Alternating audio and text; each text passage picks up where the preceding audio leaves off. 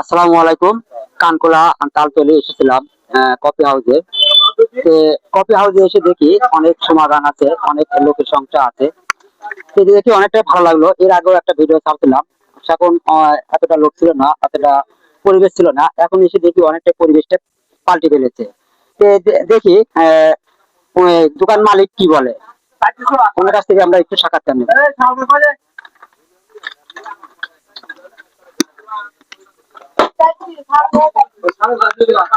আসসালামু আলাইকুম।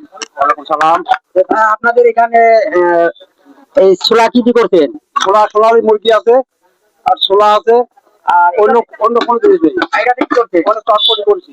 ও, আগের থেকে দেখি অনেক উন্নত আছে। আজকে আইটেম পাঠাচ্ছি, আইটেম একটা করে আইটেম প্রতিদিন আমরা চেষ্টা করবো দেওয়ার জন্য। অসংখ্য ধন্যবাদ। দেখেন ভাইয়া আগের পরিবেশ থেকে অনেকটাই মানে উন্নত করছে। তো অনেক কিছু করছে, ঝালমুড়ি থেকে শুরু করে প্রত্যেকটা জিনিসই তৈরি করছে।